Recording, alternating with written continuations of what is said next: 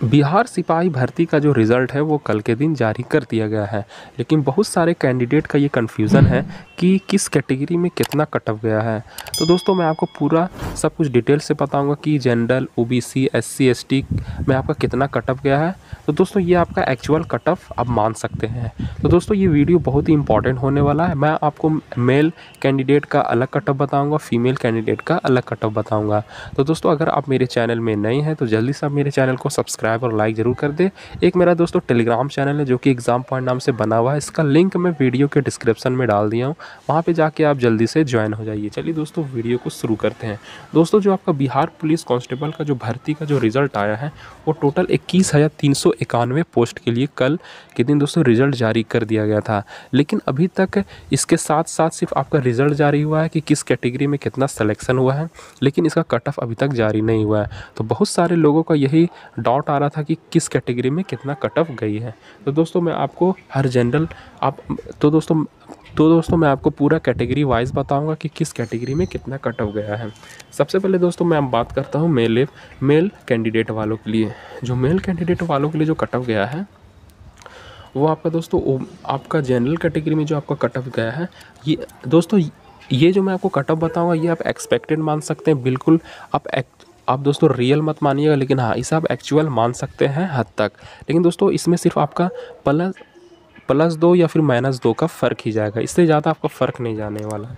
तो सबसे पहले मैं आपको बता दूं जो कि आप जनरल कैटेगरी में जो आपका जनरल कैटेगरी में जो आपको कट ऑफ गया है वो 69 से लेकर 72 तक आपका कट ऑफ गया है। वो आपका जनरल कैटेगरी में सिर्फ दोस्तों 2 या 3 नंबर का सिर्फ फ़र्क हो सकता है, प्लस या माइनस का, इससे ज़्यादा आपका फ़र्क नहीं होगा। फिर दोस्तों जो आपका ओबीसी में जो कट ऑफ आपका गया है 65 से लेकर 69 तक।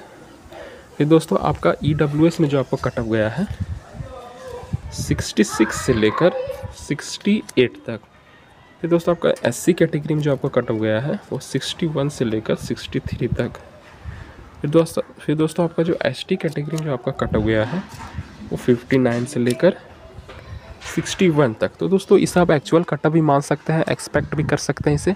लेकिन दोस्तों आप 2 से 3 नंबर तक ऊपर नीचे हो सकता है, लेकिन इससे ज़्यादा आपका ऊपर नीचे नहीं होगा। फिर दोस्तों मैं आपको मेल कैटेगरी का सब कुछ बता दिया हूँ, जो कि आपको general, OBC, EWS, SC, ST का। अब मैं आपको बताता हूँ फीमेल कैटेगरी वालों के लिए। तो फीमेल में जो आपका जनरल में आपका कट ऑफ गया है 60 से लेकर 65 तक गया है। ओबीसी में आपका जो कट ऑफ गया है 57 से लेकर 61 का। फिर दोस्तों आपका जो एससी में जो आपका कट ऑफ गया है,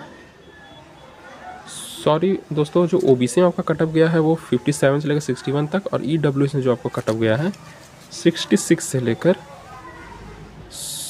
सॉरी दोस्तों आपका जो ईडब्ल्यूएस में जो आपका कट ऑफ गया है वो आपका 56 से लेकर 60 तक गया है। और ओबीसी में जो आपको कट ऑफ गया है वो आपका 57 से लेकर 61 गया है।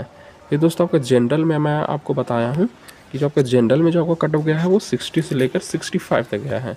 तो ये हो गया आपका जनरल, ओबीसी और ईडब्ल्यूएस का हो गया। फिर दोस्तों मैं आपको बताता हूँ एससी कैटेगरी में कितना क्या है। एससी में जो आपका कट ऑफ गया है वो आपका 52 से लेकर 54 तक गया है। फिर एसटी कैटेगरी में जो आपका कट ऑफ गया है 50 से लेकर 52 तक। तो दोस्तों ये आपका पूरा कैटेगरी वाइज रहा। अब मैं आपको बताता हूँ कि किस पोस्ट में कितने लोगों का सिलेक्शन हुआ है, जो कि कल रिजल्ट जारी हुआ था। जो आपका दोस्तों मेल के लिए जो आपका टोटल मेल फीमेल टोटल मैं आपको बताऊंगा कि जनरल कैटेगरी में टोटल कितना सिलेक्शन आपका हुआ है।